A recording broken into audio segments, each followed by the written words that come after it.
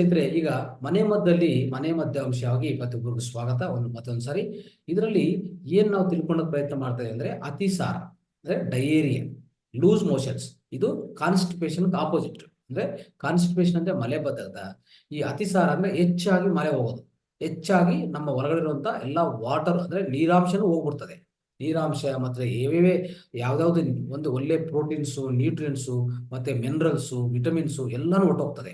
So ಇದು opposite ಪದ್ಧತಿ. ಇದನ್ನು ಆಗ್ಬಾರ್ದು. ಅಂದ್ರೆ ಕರೆಕ್ಟ್ ಆಗಿ ಮಲ ವಿಸರ್ಜನೆ ಆಗ್ಬೇಕು ಬಿಟ್ಟು ಯಾವುದೇ ಜಾಸ್ತಿಯಾಗಿ ಮಲ ಇಲ್ಲ ಅಂದ್ರೂ ತುಂಬಾ ನೀರಾಂಶ ಎಲ್ಲ ಆಚೆ ಕಡೆ ಹೋಗೋದು, ಫ್ಲೂಯಿಡ್ ಎಲ್ಲ, ಈ ನೀರಾಂಶ ಪೂರ್ತಿ ದ್ರವ್ಯ ಅನ್ನೋದು ಆಚೆ ಕಡೆ ಹೋಗೋದು, ಅದನ್ನು ಒಳ್ಳೇದಲ್ಲ.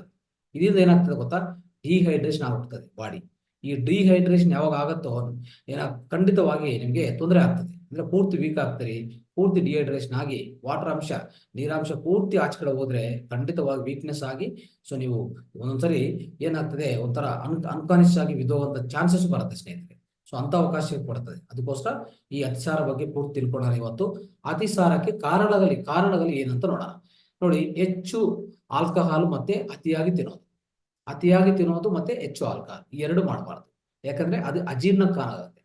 ಯಾವಾಗ ಅಜೀರ್ಣ ಆಗತ್ತೋ ಸ್ನೇಹಿತರೆ, ಒಂದೇ ಆಗೋದು. ಅಜೀರ್ಣ ಆಗಿದ್ರೆ ಖಂಡಿತವಾಗಿ ಒಂದು ಮಲಬದ್ಧತೆ, ಇಲ್ಲಾಂದ್ರೆ ಇನ್ನೊಂದು ಅತಿಸಾರ, ಎರಡು ಯಾವುದೋ ಒಂದು ಆಗುತ್ತೆ.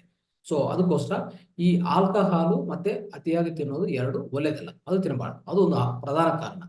ಆಹಾರ ವಿಷದ ಅಂದ್ರೆ ಫುಡ್ ಪಾಯ್ಸನ್ ಅಂತ ಹೇಳ್ತಾ ಇರ್ತೀವಿ. ನಮ್ಗೆ ಈಗಾಗಲೇ ಗೊತ್ತಾಗುತ್ತದಲ್ಲ, ಫುಡ್ ಪಾಯ್ಸನ್ ಆಗಿದೆ ಅಂತ ಹೇಳ್ತಾ ಇರ್ತಾರೆ. ಆ ಫುಡ್ ಪಾಯ್ಸನ್ ಆಗುವಾಗ ನೀವು ಯಾವಾಗ ಕೊಲಿದಿದೆಯೋ ಆ ಕೊಳೆತ ಆಹಾರವನ್ನು, ಡಿಕಂಪೋಸ್ ಆಗಿರುವಂತಹ ಆಹಾರವನ್ನು ಸೇವಿಸಿದ್ರೆ ಮತ್ತು ಬ್ಯಾಕ್ಟೀರಿಯಾದಿಂದ ಸೋಂಕಿತ ಆಹಾರವನ್ನು ಸೇವಿಸಿದ್ರೆ ಅಥವಾ ಇತರ ಆಹಾರ ಸೇವಿಸಿದ್ರೆ ನಿಮಗೆ ಅನಾರೋಗ್ಯಕ್ಕೆ ಒಳಗಾಗಿದ್ದೀರಿ ಮತ್ತೆ ಅತಿಸಾರವನ್ನು ಪಡೆಯುತ್ತೀರಿ.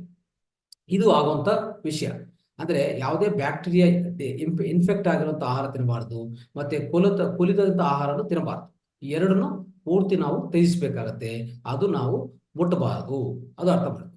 ಮತ್ತೆ ಹೊಟ್ಟೆಯ ಕೂಲ್ ಡೌನ್ ಆಗೋದು, ಪೂರ್ತಿ ನಮ್ಮ ಹೊಟ್ಟೆ ಏನಾಗ್ತದೆ, ಪೂರ್ತಿ ಕೂಲ್ ಡೌನ್ ಆಗತ್ತೆ. ಈ ತಂಪು ಪದಾರ್ಥಗಳು ಇದೆಲ್ಲ, ತಂಪು ಪಾನೀಯಗಳು ಇಂತೆಲ್ಲ ನಾವು ತಗೊಂಡು ಹೊಟ್ಟೆ ಒಳಗಡೆ ಇರುವಂತ ಈ ಜಠರಾಗ್ನಿಯನ್ನು ಪೂರ್ತಿ ತಂಪು ಮಾಡೋದು. ಆತರ ಮಾಡಿದ್ರು ಖಂಡಿತವಾಗಿ ಇಂಥ ಅತಿಸಾರ ಬರಕ್ಕೆ ಚಾನ್ಸಸ್ ಇದೆ, ಅವಕಾಶ ಇದೆ ಸ್ನೇಹಿತರೆ. ಅದನ್ನು ನೀವು ಅರ್ಥ ಮಾಡ್ಕೊಳ್ಳಿ. ಆಮೇಲೆ ಇನ್ನೊಂದು ಪ್ರಧಾನ ಕಾರಣ ಅಂದ್ರೆ ಒತ್ತಡ, ನರಗಳ ಅತಿಸಾರ ಅಂತ ಹೇಳ್ತೀವಿ ಇದಕ್ಕೆ. ಅಂದ್ರೆ ನಮ್ಮ ಮಾನಸಿಕ ಒತ್ತಡ ಇದ್ರೂ ಒಂದೊಂದ್ಸರಿ ಏನಾಗ್ತದೆ, ಈ ನರಗಳ ಅತಿಸಾರ ಅಂತ ಒಂದು ಶುರುವಾಗತ್ತೆ. ಅದನ್ನು ಅತಿಸಾರಕ್ಕೆ ಕಾರಣವಾಗುತ್ತೆ. ಇದು ಅರ್ಥ ಮಾಡ್ಕೋಬೇಕು. ಇಷ್ಟು ಪ್ರಧಾನ ಕಾರಣಗಳಿದೆ, ನೀವು ಅರ್ಥ ಮಾಡ್ಕೊಳ್ಳಿ. ಓಕೆ, ಆಯ್ತಾ? ನೆಕ್ಸ್ಟ್ ಏನಂದ್ರೆ ಅತಿಸಾರಕ್ಕೆ ಚಿಕಿತ್ಸೆ ಏನು, ಯಾವ ತರ ಚಿಕಿತ್ಸೆ ನಾವು ಮಾಡ್ಕೋಬಹುದು ಅಂತ ಅದೊಂದು ಪ್ರಯತ್ನ ಮಾಡಿ ಸ್ನೇಹಿತರೆ. ಪೋಷಕಾಂಶಗಳ ನಷ್ಟದಿಂದಾಗಿ ನಿಮ್ಮ ದೇಹವು ದುರ್ಬಲವಾಗೋದ್ರಿಂದ ನೀವು ಅತಿಸಾರದಿಂದ ಬಲತೆಯಾಗಿ ವಾಸಿಯಾಗಿ ವಿಶ್ರಾಂತಿ ಪಡೆಯಬೇಕಾಗತ್ತೆ. ಅಂದ್ರೆ ಏನ್ ಮಾಡ್ಬೇಕು, ಒಂದು ಒಳ್ಳೆ ವಿಶ್ರಾಂತಿ ಕೊಡಬೇಕು. ಇದು ಅರ್ಥ ಮಾಡ್ಕೊಳ್ಳಿ. ಈಗ ನೋಡಿ ಸ್ನೇಹಿತರೆ, ಯಾರೇ ಆರೋಗ್ಯವಂತರಿರ್ಲಿ, ಆರೋಗ್ಯವಂತಿದ್ರು ಏನ್ ಮಾಡ್ತೀವಿ ನಾವು, ಆಹಾರ ಸೇವನೆ ಮಾಡ್ತೀವಿ. ಆಹಾರ ಸೇವನೆ ಮಾಡಿದ ಮೇಲೆ ನಮ್ಮ ಜೀರ್ಣಕೋಶಕ್ಕೆ ಸೇರತ್ತೆ. ಜೀರ್ಣಕೋಶದಲ್ಲಿ ಏನಾಗ್ತದೆ, ಒಳ್ಳೆ ಪಚನ ಆಗಿ ಜೀರ್ಣಕ್ರಿಯೆಯಾಗಿ ಅದರಿಂದ ಒಳ್ಳೆ ಗ್ಲೂಕೋಸ್ ಶಕ್ತಿ ಉತ್ಪನ್ನ ಆಗುತ್ತೆ. ಶಕ್ತಿ ನಮ್ಮ ದೇಹ ರಕ್ತವನ್ನು ಸಂಗ್ರಹಿಸುತ್ತದೆ, ರಕ್ತ ಒಳಗಡೆ ಸಂಗ್ರಹಿಸಾಗತ್ತೆ. ಆಯ್ತಾ? ಎರಡನೇದು ಏನಾಗ್ತದೆ, ಅಲ್ಲಿ ಉತ್ಪನ್ನ ಆಗಿರುವಂತ ಒಂದು ಒಳ್ಳೆ ನ್ಯೂಟ್ರಿಯೆಂಟ್ಸ್, ಪೋಷಕಾಂಶಗಳು. ಏನೇನು ಪೋಷಕಾಂಶಗಳಂದ್ರೆ ಮಿನರಲ್ಸ್, ವಿಟಮಿನ್ಸ್. ಈ ಮಿನರಲ್ಸ್, ವಿಟಮಿನ್ಸ್ ಏನಾಗ್ತದೆ ಗೊತ್ತಾ, ನಮ್ಮ ಸಣ್ಣ ಕರ್ಲು ಒಳಗಡೆ ಸಂಗ್ರಹಿಸುವಂಥದ್ದು. ತಕ್ಷಣ ಜೀರ್ಣ ಆಗಿದ ತಕ್ಷಣ ಈ ಸಣ್ಣ ಕಲ್ಲು ಒಳಗಡೆ ಸಂಗ್ರಹಿಸುವಂಥದ್ದು. ಮತ್ತೆ ಇನ್ನು ಏನೇನು ಮಿಕ್ಕಿರ್ತದೋ, ನೀರಾಂಶ ಆಗ್ಬೋದು, ಮತ್ತೆ ಏನೇ ವೇಸ್ಟ್ ಆಗಿರ್ಬೋದು. ನೋಡಿ, ಈಗ ತುಂಬಾ ಜನ ಈ ಮೆಡಿಸಿನ್ ತಗೊಂತಾ ಇರ್ತಾರೆ. ಅಂದ್ರೆ ಈ ನಮ್ಮ ಅಲೋಪತಿ ಮೆಡಿಸಿನ್ ಇಂಗ್ಲಿಷ್ ಮೆಡಿಸಿನ್ ತಗೊಂತಾ ಇರ್ತಾರೆ. ಅದು ಮತ್ತೆ ಅದ್ರ ಜೊತೆಗೆ ಏನೇನು ವ್ಯರ್ಥ ಪದಾರ್ಥಗಳು ಮತ್ತೆ ಅಂತ ಮೆಡಿಸಿನ್ಸ್ ಇಂದ ಬಂದಿರುವಂತ ಅದು ವ್ಯರ್ಥನೆ. ಆ ಮೆಡಿಸಿನ್ಸ್ ಸರಿಯಾಗಿ ಜೀರ್ಣ ಆಗಲ್ಲ ಸ್ನೇಹಿತರೆ. ಯಾಕಂದ್ರೆ ಈ ಕೆಮಿಕಲ್ ಮೆಡಿಸಿನ್ಸ್ ಏನ್ ಗೊತ್ತಾ, ಅದಕ್ಕೆ ಬೇಕಾಗಿರುವಂತ ಎಂಜೈಮ್ಸ್ ನಮ್ಮ ಹತ್ರ ಇಲ್ಲ, ನಮ್ಮ ದೇಹ ಒಳಗಡೆ ಇಲ್ಲ. ಅಂದ್ರೆ ನಿಮ್ಮ ಯಕೃತ್ತು ತಯಾರು ಮಾಡೋಕ್ಕೂ ಸಾಧ್ಯ ಇಲ್ಲ. ಅದೇನಾಗ್ತದೆ, ಇದು ಸ್ವಲ್ಪ ಜೀರ್ಣ ಆಗತ್ತೆ, ಸ್ವಲ್ಪ ವ್ಯರ್ಥ ಆಗತ್ತೆ. ಅದೆಲ್ಲ ನಾವು ವ್ಯರ್ಥ ಪದಾರ್ಥಗಳು ಮತ್ತೆ ಈ ನೀರಾಂಶ ಎಲ್ಲರೂ ಎಲ್ಲಿ ಸಂಗ್ರಹಿಸ್ಕೊಂತದೆ ಅಂದ್ರೆ, ಖಂಡಿತವಾಗಿ ಸಂಗ್ರಹಿಸ್ಕೊಳ್ಳುವಂತ ಪ್ರದೇಶ ಏನಂದ್ರೆ ನಿಮ್ಮ ಇದು ದೊಡ್ಡ ಕರ್ಲು. ಈ ದೊಡ್ಡ ಕರ್ಲು ಒಳಗಡೆ ಬಂದ್ಬಿಡ್ತದೆ. ಇದು ನಾರ್ಮಲ್ ಪದ್ಧತಿ ಆಗಿ ಆಗೋದು. ಯಾರಿಗೆ, ಒಂದು ಆರೋಗ್ಯವಂತ ಇರುವಂತ ಮನುಷ್ಯರಿಗೆ ಈ ತರ ಪದ್ಧತಿ ಆಗ್ತಾನೆ ಇರ್ತದೆ. ಪದ್ಧತಿ ಒಂಥರ ಕಂಟಿನ್ಯೂ ಆಗ್ತಾ ಇರ್ತದೆ, ಕೊನಸಾಗಿಸ್ತಾ ಇರ್ತೀವಿ. ಆಯ್ತಾ? ಆದ್ರೆ ಅನಾರೋಗ್ಯವಂತ ಆಗಿ ಯಾರಿಗೆ ಈ ಲೂಸ್ ಮೋಷನ್ಸ್ ಅಂತ ಆಗಿರ್ತದಲ್ಲ ಇಂಥವ್ರಿಗೆ ಏನಾಗ್ತದೆ ನೋಡೋಣ. ಅವ್ರಿಗೆ ಏನಾಗ್ತದೆ ಅಂದ್ರೆ ನಾವು ತಿಂದಿರುವಂತ ಆಹಾರ ನಾವು ಏನೇ ಆಹಾರ ಸೇವನೆ ಮಾಡಿದ್ರು ನಿಮ್ಮ ಹೊಟ್ಟೆ ಒಳಗಡೆ ಅಂದ್ರೆ ಜೀರ್ಣಕೋಶ ಒಳಗಡೆ ಸೇರ್ಕೊಂತದೆ. ಸೇರ್ಕೊಂಡಿದ ಮೇಲೆ ಏನಾಗ್ತದೆ ಗೊತ್ತಾ, ಅಲ್ಲಿ ಸೊ ಯಾವುದೇ ಈ ಪಚನ ಅನ್ನೋದು ಆಗ್ತದಲ್ಲ, ಪಚನ ಆಗುವಾಗ ಏನಾಗ್ತದೆ ಖಂಡಿತವಾಗಿ ನಮ್ಮ ಪಚನ ಆಗಿದ ಮೇಲೆ ಜೀರ್ಣ ಆದ್ಮೇಲೆ ಬಂದಿರುವಂತ ಈ ಮಿನರಲ್ಸ್ ವಿಟಮಿನ್ಸ್ ಇದೆಲ್ಲಾನು ಸಣ್ಣ ಕರಳು ಒಳಗಡೆ ಸಂಗ್ರಹಿಸಲ್ಲ. ಏನಾಗ್ತದೆ ಆ ವಿಟಮಿನ್ಸು ಮಿನರಲ್ಸು ಮತ್ತೆ ವ್ಯರ್ಥ ಪದಾರ್ಥಗಳು ನೀರು ಎಲ್ಲಾನು ದೊಡ್ಡ ಕರಳು ಒಳಗಡೆ ಬಂದ್ಬಿಡ್ತದೆ. ಓಕೆ, ಬಂದ್ಬಿಟ್ಟು ಅದೆಲ್ಲಾನು ನಿಮ್ಮ ಮಲ ವಿಸರ್ಜನೆ ಆಗಿ ಮಲ ಜೊತೆಗೆ ಈ ಮಲ ಜೊತೆಗೆ ವಿಸರ್ಜನೆ ಆಗಿ ಪೂರ್ತಿ ಮಿನರಲ್ಸು ವಿಟಮಿನ್ಸ್ ಎಲ್ಲ ಒಟ್ಟೋಗ್ತಾ ಇರ್ತದೆ. ಅವಾಗ ಏನಾಗ್ತದೆ ದೇಹ ವೀಕ್ ಆಗ್ತದೆ, ಅಂದ್ರೆ ಒಂಥರ ಬಲಹೀನ ಆಗತ್ತೆ ದೇಹ. ಅರ್ಥ ಆಯ್ತಾ? ಅದಕ್ಕೆ ನಿಮ್ಗೇನಾಗ್ತದೆ ಏನ್ ಅನಿಸ್ತದೆ ಅಂದ್ರೆ ಸೊ ಈ ತರ ಬಲಹೀನ ಆಗುವಾಗ ಪೂರ್ತಿ ಸುಸ್ತಾಗೋದು, ಈ ದೇಹದಿಂದ ಏನೇನು ಬೇಕಾಗಿದ್ದಂತ ನ್ಯೂಟ್ರಿಯೆಂಟ್ಸು ಅಂದ್ರೆ ಎಲ್ಲಾ ತರ ಮಿನರಲ್ಸು ವಿಟಮಿನ್ಸ್ ಎಲ್ಲ ಒಟ್ಟೋಗಿದೆ ಏನಾಗ್ತದೆ ವೀಕ್ ಆಗೇ ಆಗ್ತದೆ ದೇಹ ಅಲ್ವಾ.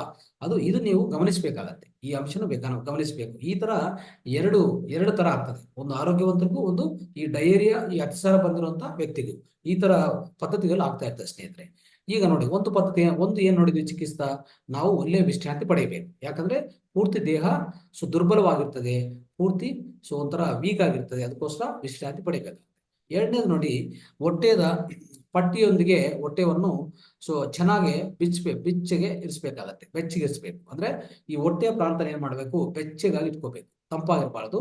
ಅದಕ್ಕೇನಂದ್ರೆ ಒಂದು ಪಟ್ಟಿ ತರ ಒಂದು ಒಂದು ಒಂದು ಬಟ್ಟೆ ತಗೊಂಡು ಒಂದು ಪಟ್ಟಿ ತರ ಮಾಡ್ಕೋಬೇಕು. ನಮ್ಮ ಯಾವುದು ಈ ಸುತ್ತು ಅಂದ್ರೆ ನಮ್ಮ ಈ ಹೊಟ್ಟೆ ಸುತ್ತು ಆತರ ಮಾಡ್ಕೋಬೇಕು. ಇದು ಕರ್ಲ್ ಏನ್ ಮಾಡ್ತದೆ, ಚಟುವಟಿಕೆಯನ್ನು ಸುಧಾರಿಸ್ತದೆ.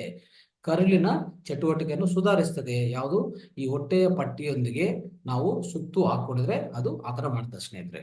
ಆಮೇಲೆ ಅತಿಸಾರದಿಂದ ದ್ರವದು ನಷ್ಟವು ಜಾಸ್ತಿ ಆಗ್ತಾ ಇರ್ತದೆ, ನಿರ್ಜಲೀಕರಣ ಅಂದ್ರೆ ಡಿಹೈಡ್ರೇಷನ್ ಆಗ್ತಾ ಇರ್ತದೆ, ಅದು ಕಾರಣ ಆಗ್ಬೋದು. ಅದಕ್ಕೇನ್ ಮಾಡ್ಬೇಕು, ಹೆಚ್ಚಿನ ಪ್ರಮಾಣದಲ್ಲಿ ಉಗುರು ಬೆಚ್ಚಗ ನೀರನ್ನು ಕುಡಿಬೇಕಾಗತ್ತೆ. ಯಾವುದೇ ಉಗುರು ಬೆಚ್ಚುವ ನೀರು, ಉಗುರು ಬೆಚ್ಚುವ ನೀರನ್ನು ಜಾಸ್ತಿ ಕುಡಿತಾ ಇರ್ಬೇಕಾಗತ್ತೆ. ಅವಾಗ ನಿಮ್ಗೆ ಈ ಡಿಹೈಡ್ರೇಷನ್ ಅನ್ನೋದು ಆಗಲ್ಲ. ಆರೋಗ್ಯನು ಚೆನ್ನಾಗಿರ್ತದೆ. ಇಲ್ಲಾಂದ್ರೆ ಡಿಹೈಡ್ರೇಷನ್ ಜಾಸ್ತಿ ಆಗಿದ್ರೆ ಅದು ಬೇರೆ ಬೇರೆ ಕಾರಣಗಳಿಗೂ ಹೋಗ್ತದೆ ಸ್ನೇಹಿತರೆ, ಅದು ಮಾಡಬಾರ್ದು ಆಯ್ತಾ. ಇಂಥ ಚಿಕಿತ್ಸೆಗಳನ್ನ ನೀವು ಗಮನಿಸಿಕೊಂಡು ಖಂಡಿತವಾಗಿ ನೀವು ಅಳವಡಿಸ್ಕೊಳ್ಳಿ ಸ್ನೇಹಿತರೆ. ಈ ಅತಿಸಾರವನ್ನು ಗುಣಪಡಿಸಲು ಒಂದು ಮುದ್ರ ಇದೆ, ಒಳ್ಳೆ ಮುದ್ರ ಇದು.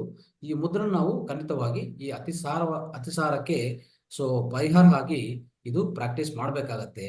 ಇದು ಯಾವ ತರ ಪ್ರಾಕ್ಟೀಸ್ ಮಾಡೋದು ನಾನು ನಿಮ್ಗೆ ಹೇಳ್ಕೊಡಕ್ಕೆ ಪ್ರಯತ್ನ ಮಾಡ್ತೀನಿ.